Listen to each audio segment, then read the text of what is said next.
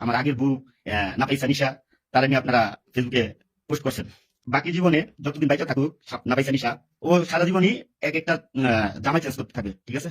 আমার ছেলে আছে, থাকবে, ও আমার আগে বউ ছিল, এখন নাই। আর আমার যে মহল্লা আছে, মহল্লার ভিতরে সবাই জানে ও আমার বউ ছিল। ও যখন ক্লাস 6 উঠলো, আমি এসএসসি পরীক্ষা দেবো, তখন আমি ওরে বাগাই নিয়া, এক কথাই বলি বাগাই নিয়া, প্রেম করে বাগাই নিয়া পাবনাতে চলে গেছিলাম। তো ও কেমন ভালো মেয়ে, ওকে আমার চেয়ে বেশি কেউ জানে না।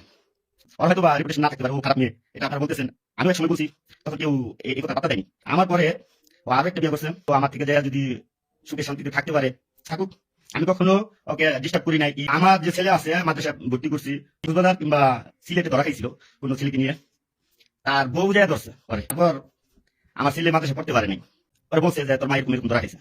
তো মনে করেন এই এই কথা শোনার পর আমার ছেলে মাদ্রাসা থেকে চলে আসছে।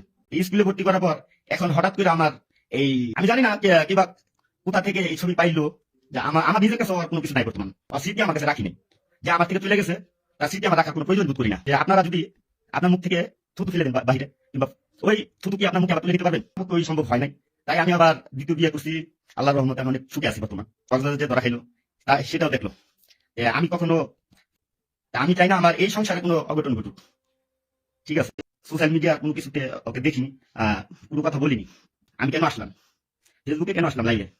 এখন আমার মানি জুটের ব্যাপার সেটা হইতেছে, ঠিক আছে। আর যে বউ ছিল না পয়সা নিশা, এখন আমার নাই, ও চলে গেছে, ওর কপাল দিয়ে ও চলে গেছে। আমি এখন আল্লাহর মতে আপনাদের দোয়ায় অনেক ভালো আছি, ঠিক আছে। সত্য কথা, আমি ওকে বিয়ে করছিলাম।